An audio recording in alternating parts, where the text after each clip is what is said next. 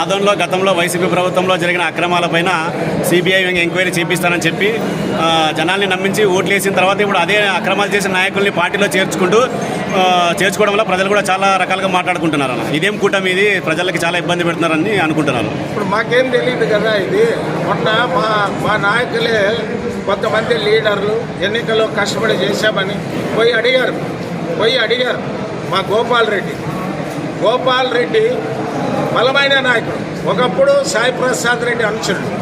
ఆయన నుంచి నా దగ్గరకు వచ్చాడు. నేను సొంత తమ్ముడు దగ్గర చూశాను గోపాల్ రెడ్డిని రోడ్ల మీద ఎస్సీ సోదరులతో కొట్టించారు. అప్పుడు 4 సంవత్సరాలు భార్యా పిల్లలు వదిలిపెట్టి ఊరించాడు. 3 పిల్లలు ఇంజనీరింగ్ చదువుతున్నారు, 2 ఆడపిల్లలు మగ పిల్లలు. ఎంత నరకం అనుభవించుంటాడు. ఎన్నికల ముందు వచ్చాడు, ఆయన ఊరిలో 75% కూటమి ఓట్లు పడితే వైకాపాకి 25% పడ్డాయి. అటువంటి వ్యక్తి పోయి అడిగాడు, అన్న నన్ను ఇన్ని ఇబ్బందులు పెట్టారు. ప్రతాప్ రెడ్డి అనే వ్యక్తి సాయి ప్రసాద్ రెడ్డికి ఎట్లు నేను అన్నకంత అనుకూలము, అన్న నా తమ్ముడు మాదిరి చూస్తాడు, మేము చాలా బాధలు పడ్డామన్నా వాళ్ళు చేర్చుకోవద్దంటే ఆయన ఆలింగం చేసుకొని చేతిలో చెయ్యేసి నేను లేదు గోపాల్ ఆ 2 ఊర్లో నిన్ను అడగంది ఏం చేయనని చెప్పాడు. చెప్పి సాయంత్రం ఆయనకి మాట ఇచ్చిన 4 గంటలు వాళ్ళు చేర్చుకుంటారు.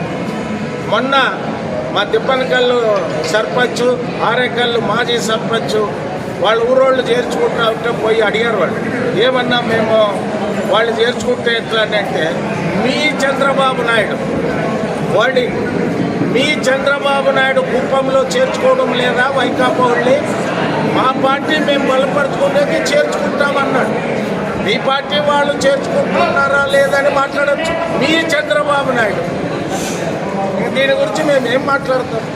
ఇప్పుడు ఆయన ఎమ్మెల్యే, మేమంటూ ఎమ్మెల్యే కాలేము కదా. ఆయన ఎమ్మెల్యే కాబట్టి ఆయన కొన్ని ఉంటాయి, మేమేం కాదంటాం లేదు. బ్రదర్ మీరు ఎన్డీఏ కూటమి ఎమ్మెల్యే, బీజేపీ పార్టీ నుంచి ఎమ్మెల్యే కాలే. మీరు జనసేన, తెలుగుదేశము, బీజేపీ ఉమ్మడి అభ్యర్థిగా మీరు గెలిచారు. గవర్నమెంట్ ఏ కార్యక్రమంలో కూడా 3 పార్టీల కూటమి నాయకులు ఉండాలి. మాకు పిలిపే లేదు. అధికారులు చెప్తారు సార్ ఈ ప్రోగ్రాం ఉందని. ఆయన ద్వారా కూడా నీకు ఓపిక, నువ్వు ఫుల్ టైం బిజీ, ఉదయం నుంచి సాయంత్రం నీ పిఎల్ ఉంటారు కదా, ప్రయత్నం చేసావా ఇప్పటి వరకు? కనీసం ఒక ఫోను ఈరోజు ఈ ప్రోగ్రాం ఉంది కదా, ఎన్డీఏ గవర్నమెంట్ ప్రోగ్రామ్, మీరు రాండి అని మమ్మల్ని పిలవలే. ఏం అన్యాయం చేసాం మా పార్టీ, మా క్యాడర్ ఎన్ని గెలిపించుకొని ఈరోజు ఇన్ని అవస్థల.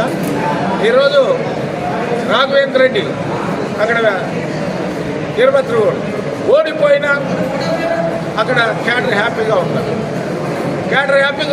అన్ని చోట్ల కాంగ్రెస్ ఎమ్మెల్యేలు గెలిచినా మా వాళ్ళే ఉన్నారు.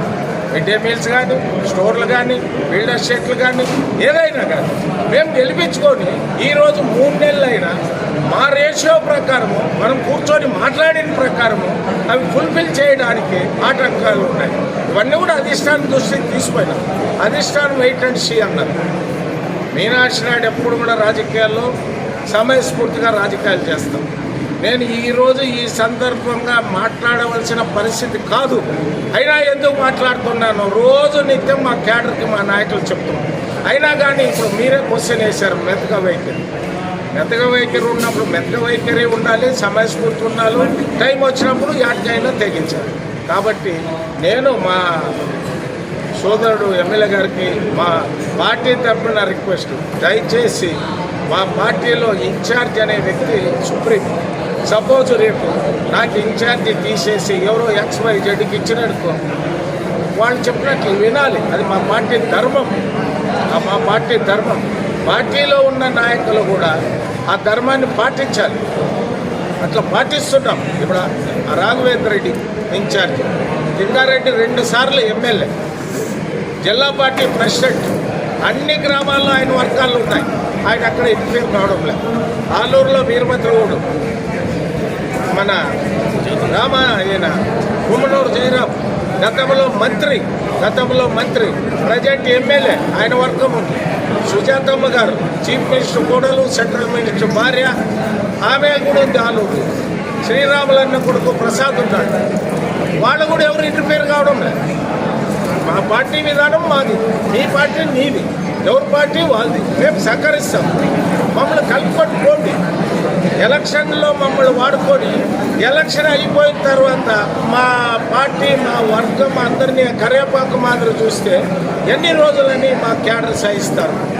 ఎన్ని రోజులని మమ్మల్ని కలుపుకొని పోతే నువ్వు చేసే ప్రోగ్రాంలు ఎట్లుంటాయి, నువ్వు ఇండివిజువల్గా చేసే ప్రోగ్రాంలు ఎట్లుంటాయి అనేది మీడియా వాళ్ళే చూస్తారు రేపు భవిష్యత్తులో. ఆయన కలుపుకొని పోతే, ఆయన కలుపుకొని పోకపోతే మా పార్టీ ఏ ప్రోగ్రాం చెప్తే దాన్ని ఫాలో అవుతాం. కాబట్టి మేము తగాదం పెట్టుకోవాలని కానీ ఆయనతో నిష్ఠూరం కావాలని కానీ మాకేం లేదు. మీరు గతంలో ఏం మాట్లాడారో ఆ పద్ధతితో చేయండి. మీరు మాట్లాడి సోషల్ మీడియాలో నా ఇంటి దగ్గర ఏం మాట్లాడినారు మీరు? 10% ఎమ్మెల్యే నేను, ఈ ఇంటిలోనే ఎమ్మెల్యే ఉంటుంది, 90% ఇక్కడి నుంచో ఉంటుంది. అన్న నాయకత్వంలోనే జరుగుతుంది. అన్న నాయకత్వం మా పార్టీ వరకు వదిలే సోదరా. మీ పార్టీలో నా నాయకత్వం ఏమవుతుంది? నా పార్టీలో నా నాయకత్వంగా నేను ఇన్ఛార్జ్ ఉన్నన్ని రోజులు నేను నా కార్యకర్తలు కాపాడుతాను. మా అధిష్టానము ఒకవేళ ఏదైనా మార్పు చేస్తే ఎవరో కొత్తగా వస్తారో వాళ్ళని అనుసరించి వాళ్ళ పార్టీని కాపాడుతాను. నేను ఎవరికి ఏది వచ్చేదానికి అడ్డపడను. నాకు 75 సంవత్సరాలు, 35 years డయాబెటీస్, 12 ఏళ్ళు మోకాళ్ళ నొప్పులు. నా తుది శ్వాస ఉన్నంత వరకు పార్టీకి సేవ చేస్తాను. పార్టీ అంటే పిచ్చి నాకు. నేను ఎన్ని ఆర్థిక ఇబ్బందుల్లో ఉన్న పార్టీ అనే లోపల నాకు అదొక వైబ్రేషన్ వస్తుంది. అదే ఆయనే అన్నాడు ఎలక్షన్ ముందు, అన్నా ఈ వయసులో నీకు రాజకీయం అంటే ఫ్యాషన్ అన్నా, ఎంతోమందిని చూశానన్నా, నీకు అంత అని ఆయన పొగిడాడు. నాకేం పొగడతలు వద్దు.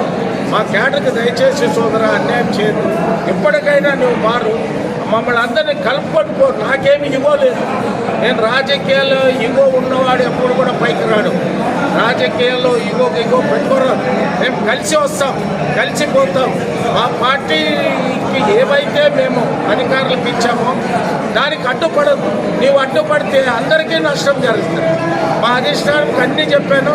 అధిష్టానం నాకు అభయం ఇచ్చారు. నేను అదే అభయం మా క్యాడర్కి ఇచ్చాను.